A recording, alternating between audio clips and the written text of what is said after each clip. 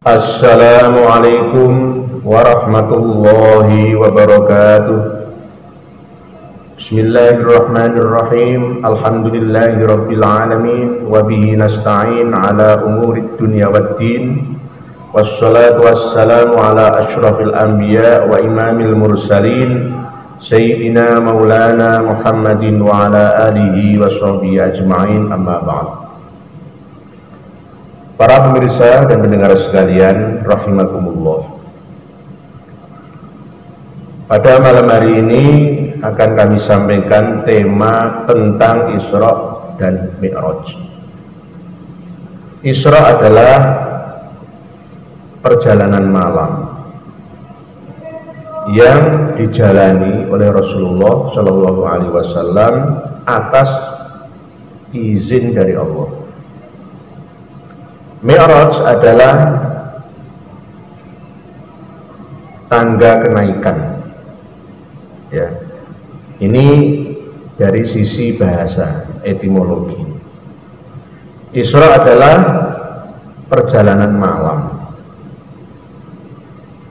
Jadi ada nabi, cucu dari Nabi Ibrahim yang bernama Nabi Yakub. Itu beliau pada waktu masih hidup sering berjalan pada waktu malam.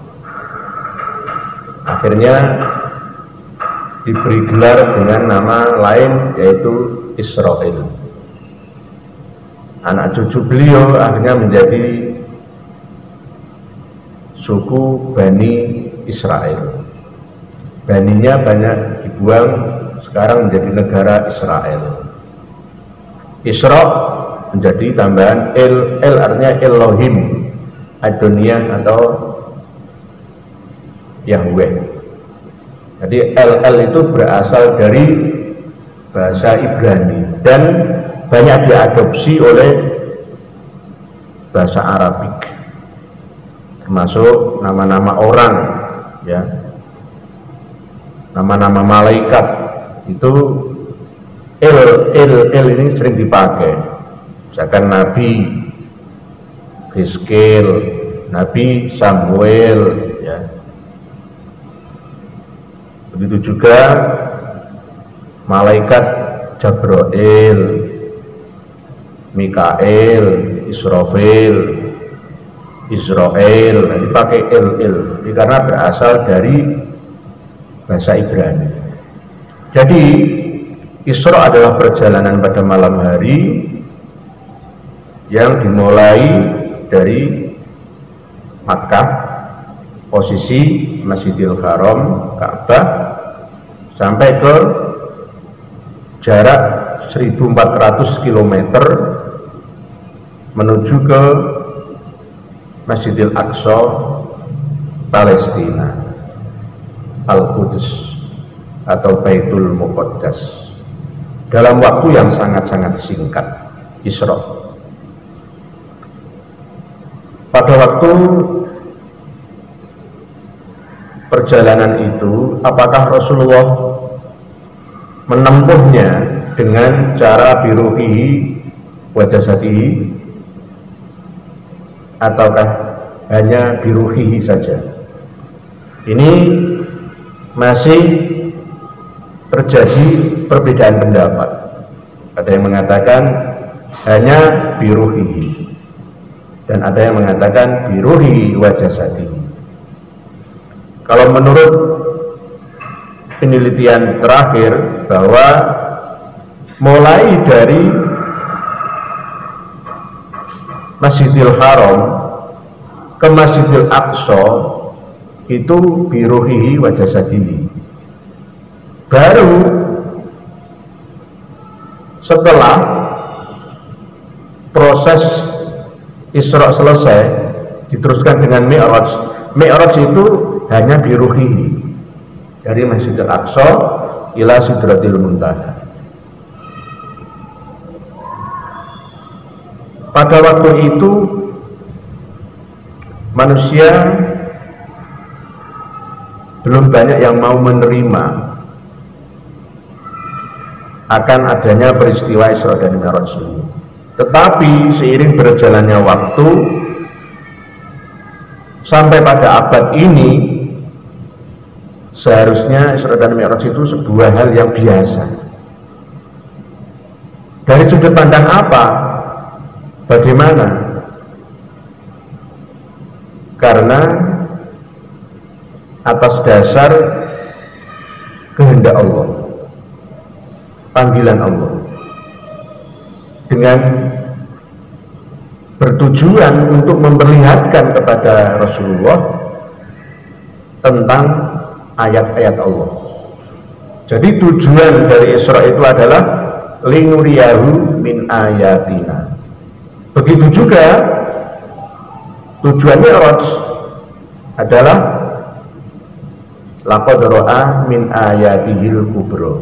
Jadi bukan untuk dikasih kue-kue sholat 50 kali dinegosiasi, ya, dibantu maklarnya oleh Nabi Musa, naik turun jadi 5 kali 5 waktu, itu tidak. Itu bukan tujuan Isra Mi'raj ya, yang selama ini disampaikan oleh para ustadz, kiai, khotib, itu kan begitu. Sebenarnya tidak seperti itu. Sholat 5 waktu itu perintahnya berasal dari wahyu biasa, bukan berasal dari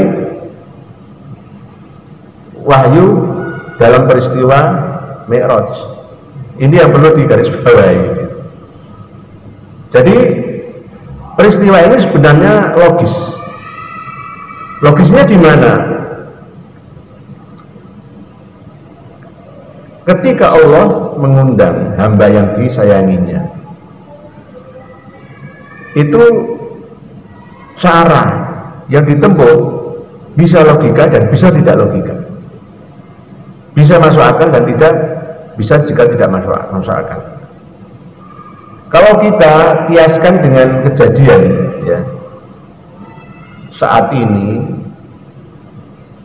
telah dan sering ditampakkan oleh Allah peristiwa lintas dimensi, dari dimensi 3 manusia ke dimensi 4 yang dihuni oleh bangsa jin, demit, roh gentayangan, yaitu di dimensi 4. Kemarin, sepekan kemarin di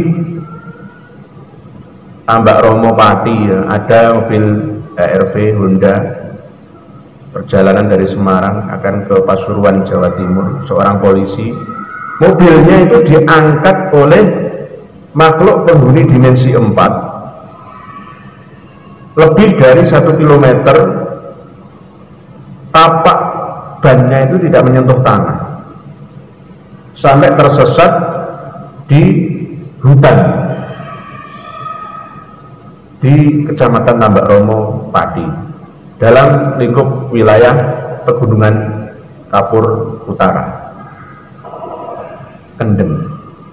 Begitu juga peristiwa 2022 kemarin, ya, 75 ton truk gandeng yang mengangkut tanah dari Purbalingga mau dibawa ke Waru Sidoarjo itu disesatkan oleh makhluk dimensi 4. Tidak ada tapaknya.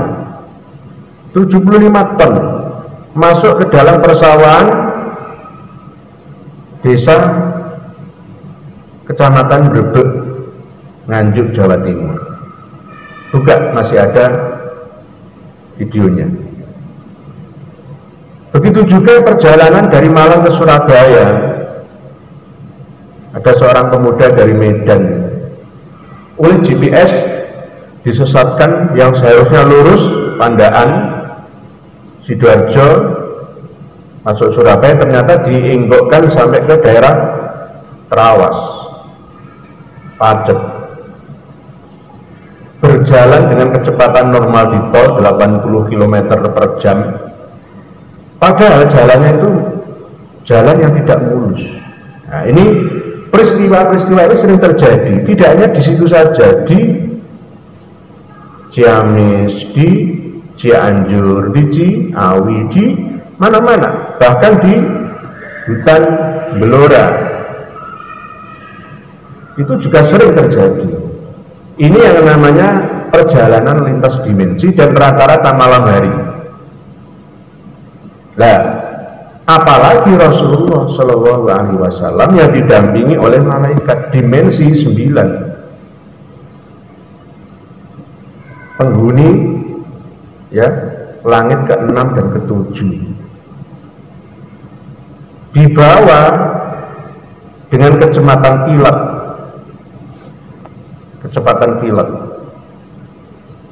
bukan kecepatan kilat seperti pesawat, tapi kecepatan lintas dimensi.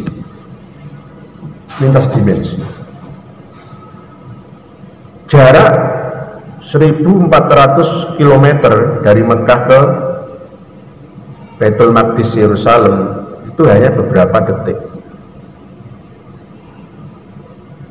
Kalau manusia berjalan melintas dengan kecepatan 300.000 km per detik, nggak mungkin bisa, akan hancur berantakan, karena manusia terdiri dari materi dan energi. Oleh sebab itu, sebelum berangkat itu Rasulullah sempat disucikan, di cleaning lah istilahnya begitu, di cleaner, kalau virus itu di cleaner, sehingga perjalanan bisa mulus. Tujuannya adalah untuk menghibur Rasulullah Shallallahu Alaihi Wasallam yang beberapa hari kemarin itu sempat susah dan gundah, ditinggalkan oleh orang-orang tercinta, termasuk paman beliau yang selalu membela mati-matian terhadap dakwah beliau, Abu Thalib, meninggal dunia. Begitu juga istri tercinta beliau, Sayyidatina Khadijah, yang selalu mendukung lahir batin ya terhadap perjuangan Rasulullah, juga meninggal dunia. Dan bahkan saat Rasulullah berdakwah menyampaikan risalah ke Taif itu juga diantemi waktu, dilempari batu sampai gigi beliau tanggal. Jadi peristiwa kelam ini menjadi dasar Allah untuk menghibur Rasulullah, dengan bertujuan agar senantiasa Rasulullah ini melihat ayat-ayat Allah, baik ayat-ayat yang tercipta ataupun ayat-ayat yang terfirman nantinya.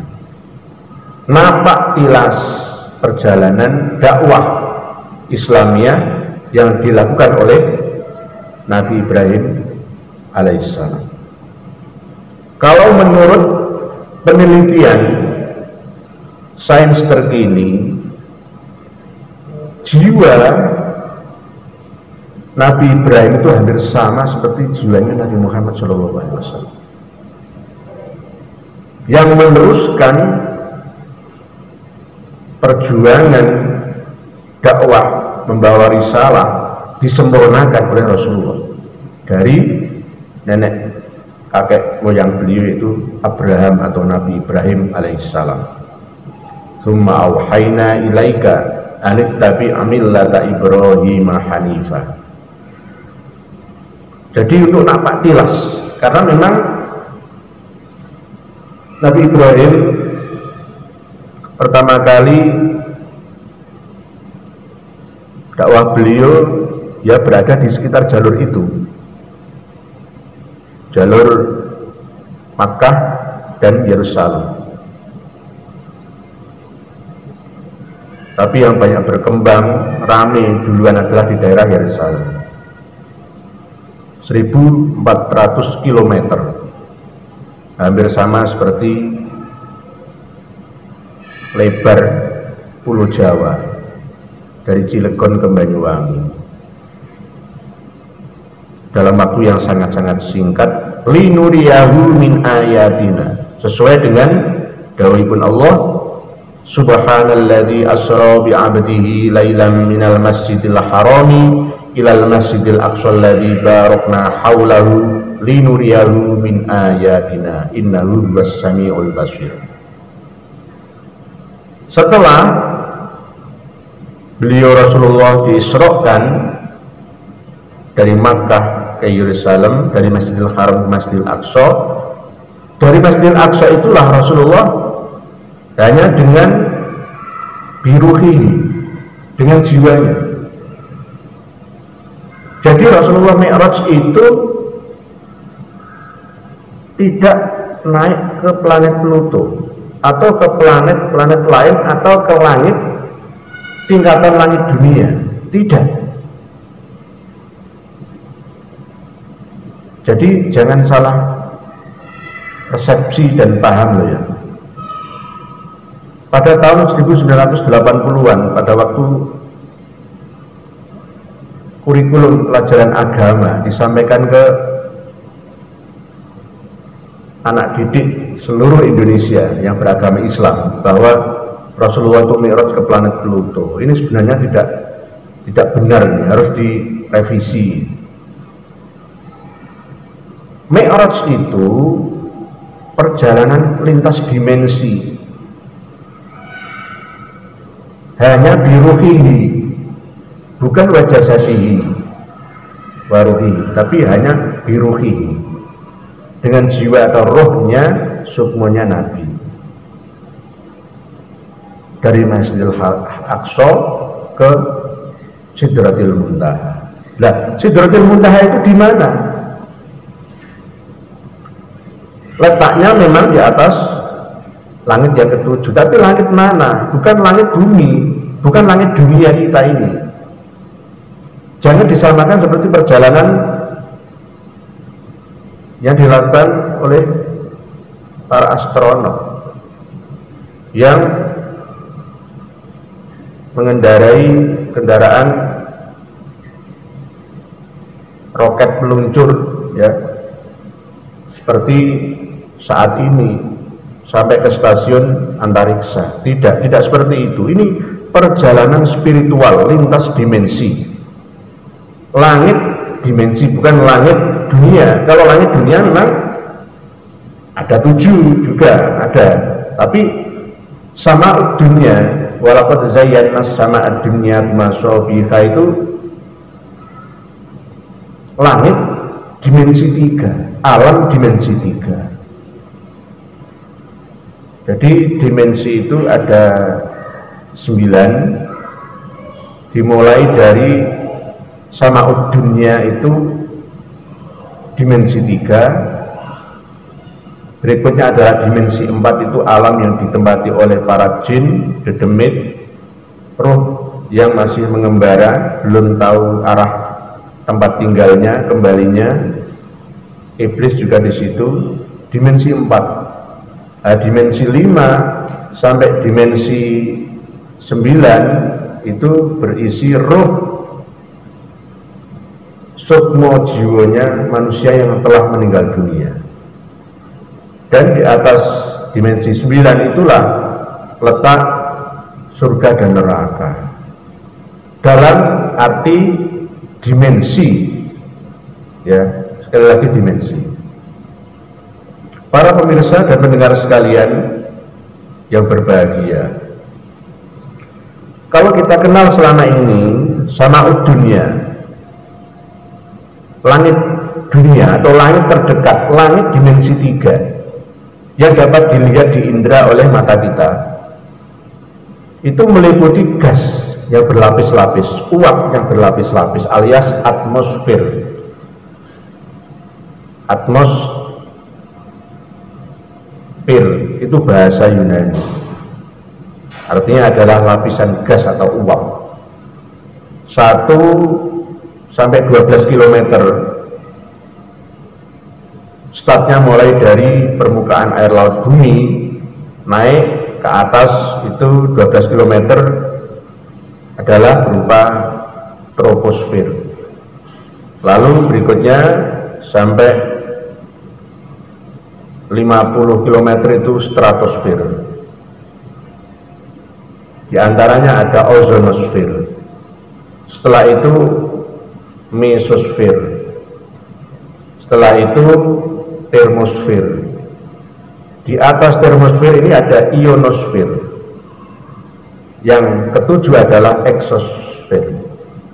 Jadi 7 lapis atmosfer pelindung bumi dari segala hantaman meteor, dan juga untuk penghalau jin ya yang akan mengganggu, mencuri pendengaran yang ada di ionosfer, tempat di mana stasiun radio ya timbal balik suara dan gambar yang dilepas dari bumi akan kembali ke bumi, mantul. Oleh sebab itu, kenapa kok GPS kadang-kadang menyesatkan pengendara mobil, sepeda motor, atau bahkan pesawat terbang, karena diganggu ya sinyalnya oleh makhluk dimensi 4 atau jin, syaiton, iblis, demit, dan lain-lain. Jadi Rasulullah tidak naik sampai ke planet Pluto, tidak ada sejarah itu. Tabarakalladzi biyadihil mulku wa huwa ala kulli syai'in qadir, alladzi khalaqal mauta wal hayata liyabluwakum ayyukum ahsanu amala wa huwal azizul ghafur. Alladzi khalaqa sab'a samawatin tibaqa. Jadi Allah yang menciptakan langit itu berlapis-lapis, yaitu lapisan atmosfer. Alam semesta ini tak terbatas, tapi bisa berhingga, tapi bisa bertepi. Kemungkinan besar perjalanan bumi ini akan menempuh waktu 30 miliar tahun. Ini sudah berjalan berapa miliar tahun. Khalidina fiha abada. Sebab itu ketika ada informasi tentang surga dan neraka yang khalidina fiha abada, itu memang masih lama, karena alam semesta ini masih mengembang, berjalan terus pada posisinya kun dan fayakun. Para pemirsa dan pendengar sekalian rahimakumullah, jadi Mi'raj Rasulullah itu perjalanan dimensi, lintas dimensi. Kalau kita belajar ilmu fisika kuantum, maka akan ketemu. Dan apabila kita umat Islam mau belajar meditasi atau semedi, wah itu kan ajarannya bukan ajaran Islam. Enggak. Semedi atau meditasinya umat Islam ya sholat itu. Oleh sebab itu, ketika kita sholat itu harus benar-benar khusyuk. Sholat kok hanya hahaha atau malah justru untuk riak, pameran, diperdengarkan sum'ah, nah itu bagaimana? Ya enggak bisa. Tanha anil fahsya'i wal munkar. Tujuan daripada sholat itu tanha anil fahsya'i wal munkar, tidak tercapai, tidak terlaksana. Karena tata cara sholatnya hanya sesuai dengan fikih, tasawufnya nggak diterapkan, hanya sekedar ritual, jauh dari nilai spiritual. Jadi dimensi Mi'raj itu lintas dimensi. Rasulullah tetap berada di Masjidil Aqsa, roh dan jasadnya. Beliau seperti meditasi, ya tetap dijaga oleh malaikat. Sampai perjalanan ke dimensi ke-4, dimensi ke-5, dimensi ke-6, sampai dimensi ke-9, langit ke-7. Jadi dimensi ketiga itu langit dunia, yang terdiri dari alam semesta raya dan seisinya, ya tumbuh-tumbuhan, hewan, ya planet-planet, termasuk planet Pluto itu yang katanya utamanya Mi'raj. Tidak seperti itu. Yang terdiri dari as-samawat yang tibaqa, berlapis-lapis atmosfer, lapisan gas atau uap, troposfer, stratosfer, ozonosfer, mesosfer, termosfer, ionosfer, dan eksosfer, sampai 400 km lebih ke atas atau ke samping. Karena setelah lewat dari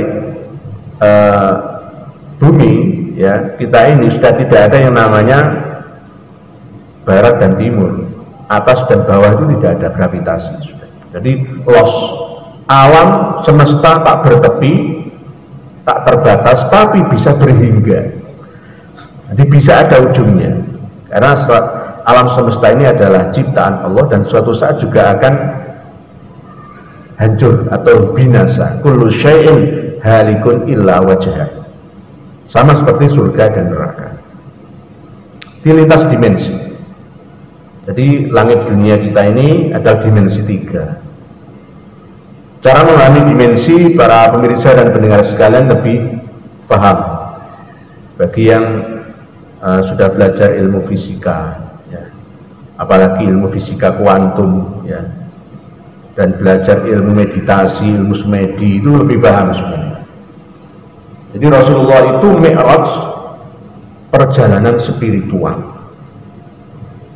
Lah Sidratul Muntaha itu di atas langit yang ke-7, berarti di atas dimensi ke-9 yang berbentuk lautan cahaya tak bertepi, muara dari segala sungai yang ada, seperti lautan. Di mana itu? Ya di sini ini. Jadi kalau kita berandai-andai Gusti Allah itu ada di arah Sidratul Muntaha, itu di atas sana, enggak seperti itu. Surga itu di atas, enggak. Surga itu di sini, Allah juga di sini, Sidratul Muntaha juga di sini. Karena ini hanya sekedar dimensi. Surga di sini, neraka ya di sini, malaikat ya di sini. Sama dengan ketika kita memahami internet itu ada di mana sinyalnya? Ya di mana-mana. Walillahil masyriq wal maghrib fa innama tuwallu fatamma wajhullah. Jadi barat timur, timur barat, semuanya itu adalah arahnya arah Allah. Di mana kamu menghadap, di situ Allah ada. Bahkan Allah lebih dekat daripada urat nadi atau gidok kita atau leher kita, saking dekatnya. Wa idza sa'alaka ibadi anni fa inni qarib. Allah itu dekat. Wa nahnu aqrabu ilaihi min hablil warid. Jadi tidak perlu Allah itu dicari di atas Sidratul Muntaha sana, ya tidak perlu. Jadi kita umat Islam bisa membuka diri untuk belajar meditasi dan semedi, agar sholat 5 waktu kita ini lebih khusyuk, lebih bermakna dari sebelumnya. Apakah meditasi semedi itu melanggar syariat Islam? Tidak melanggar, justru saling mendukung. Wah, ini tak mencampur adukan ajaran agama, enggak. Itu yang namanya khusyuk, khudu, itu ya meditasi itu. Jadi Rasulullah SAW diperlihatkan surga dan neraka, siksaan dan nikmatnya ditampakkan oleh Allah, dan juga bertemu dengan roh-roh para nabi terdahulu. Karena memang dimensi 5 sampai dimensi ke-8 ya, itu berisi roh, jiwa atau sukmanya manusia yang setelah meninggal dunia. Ada yang menunggu dibangkitkan. Sampai ke-9 itu alam dewa. Di dalam Islam itu tidak mengenal dewa, malaikat. Dewa ya malaikat itu. Aneh ya memang ini. Baru mendengar pertama kali. Dewa ya malaikat itu. Jadi alam dimensi ke-9. Bahkan ketika mau ke Sidratul Muntaha, setelah melewati langit yang ke-7 itu, mereka Jibril tidak mampu ke sana. Karena memang Beliau makhluk yang tidak diizinkan oleh Allah untuk sampai ke tingkatan itu. Walaqad ra'ahu nazlatan ukhra inda sidratil muntaha indaha jannatul ma'wa idh yaghsha sidrata ma yaghsha ma zaghal basar wa ma ghawa laqad ra'a min ayatihil kubra. Jadi tujuan dari Mi'raj itu adalah laqad ra'a min ayatihil kubra. Sama dengan tujuan Isra adalah linuriyahu min ayatina. Tapi yang Mi'raj ini lebih kubro lagi, lebih besar lagi ayat Allah yang dilihat oleh Rasulullah. Jadi Rasulullah ketika Mi'raj itu tidak melihat Allah. Jadi kalau ada keyakinan yang selalu diperdebatkan, apakah Rasulullah melihat Allah dengan mata kepalanya, mata lahiriahnya? Ini kan ada perdebatan. Kalau menurut pendapat yang lebih akurat, muktamad, bahwa Rasulullah tidak melihat Allah, tidak pernah melihat Allah dengan mata kepala, mata telanjang, mata lahiriah, dimensi 3 ini tidak pernah. Yang dilihat oleh Allah itu adalah ayat Allah yang kubro. Jadi ketika Mi'raj itu Rasulullah tidak melihat Allah, hanya melihat ayat-ayat Allah yang kubro. Laqad ra'a min ayatil kubro. Karena apa? Kalau Mi'raj itu digambarkan Rasulullah dialog langsung seperti berhadapan-hadapan begini, melihat Allah secara mata lahiriah, ya maka ini akan menjadi sebuah pelecehan. Jadi Allah itu jauh non di sana, jauh. Harus dicari yang begitu sulit prosesnya. Enggak seperti itu. Di indah sidratul muntaha, indah sidratil muntaha, indah jannatul ma'wa. Dari jannatul ma'wa, surga tempat kembali itu berada di atas dimensi ketujuh. Lah itu bisa berada di bumi ini dengan ruang lingkup yang berbeda. Sama seperti ketika kita mengadakan pengajian, ya kajian-kajian, ceramah-ceramah, khitobah-khitobah, kajian ilmu. Kita berada di raudhah, ya.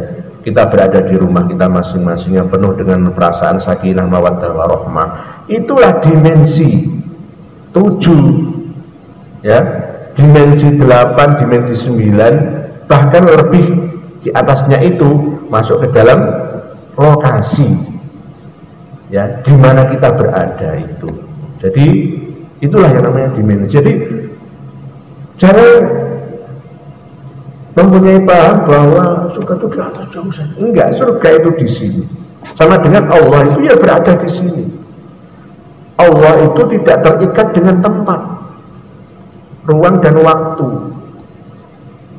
Kalau Allah berada di atas sidratul muntaha, di arasy ar-rahmanu alal arsyistawa, kita pahami bahwa Allah bertempat di singgasananya. Berarti Allah itu jauh. Ya sama dengan sinyal internet yang ada. Apakah internet itu berada di towernya saja atau berada di stasiun antariksanya? Enggak, ya dia berada di mana-mana. Sama dengan nur ala nur, cahaya di atas cahaya. Energi itu berada bertebaran di seluruh alam semesta raya ini. Setiap materi ada energinya, dan setiap energi bisa ada materinya. Jadi indah sidratil muntaha, indah jannatul ma'wa itu adalah dimensional, dimensi, lintas dimensi.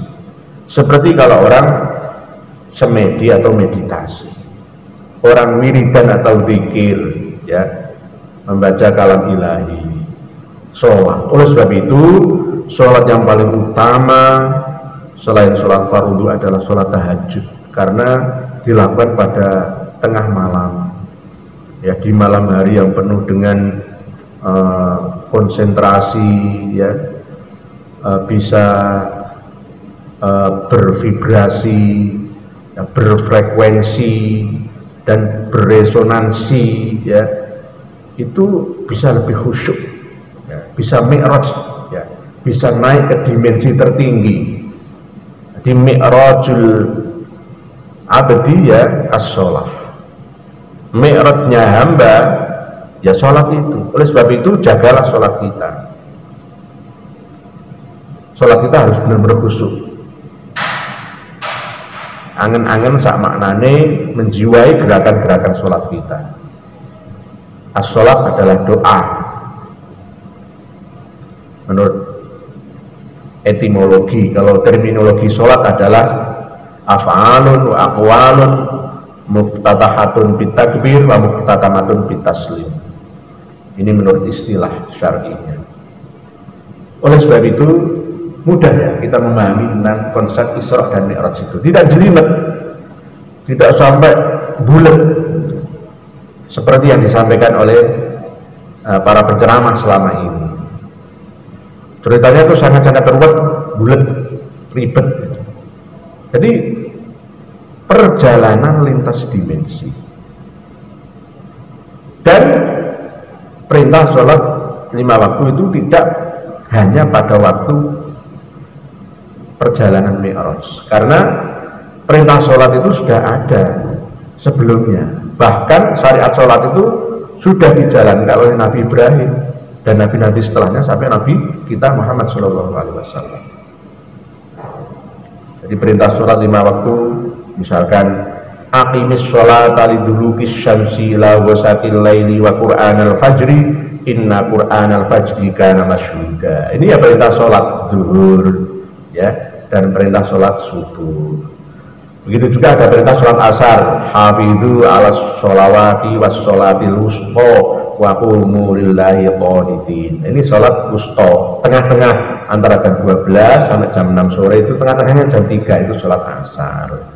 Nah, terus yang perintah sholat maghrib isya juga ada lagi. Jadi fasubhanallahi khina tumsuna wa hina tusbihun, ya, sore dan pagi hari. Terus walahul hamdu fis samawati wal ardi asyiyau wa hina tudhirun. Di isya dan zuhur. Jadi perintah sholat 5 waktu itu sudah ada ya, sudah ada. Jadi tidak dengan cara Mi'raj, tapi dengan cara perintah firman wahyu yang normal selain peristiwa Mi'raj itu.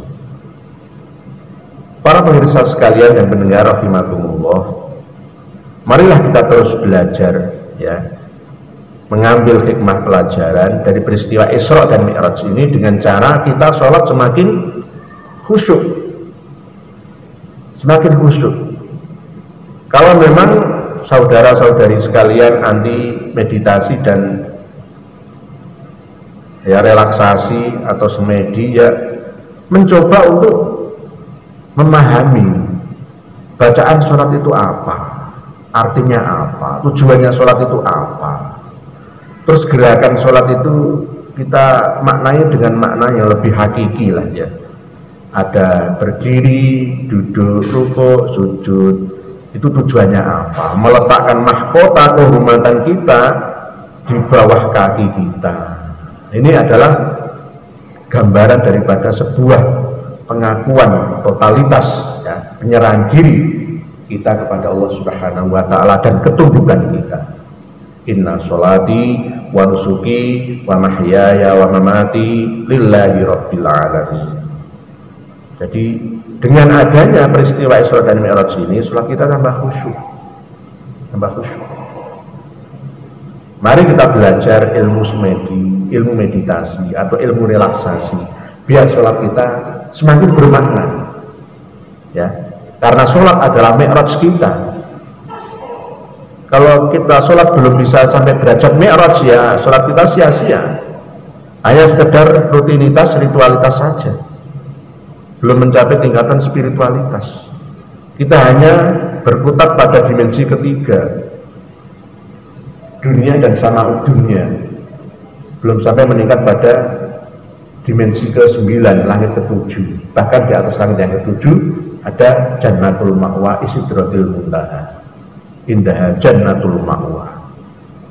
Jadi kalau kita sholat, ya harus sudah merasakan nikmatnya surga, kedamaian, karena sudah tembus ke atas dimensi ke-9, di atas langit ke-7, sudah mencapai keheningan. Dalam kekhusyuan itu dengan perasaan ketenangan, kesenangan, kedamaian, kebahagiaan, ketentraman batiniah kita.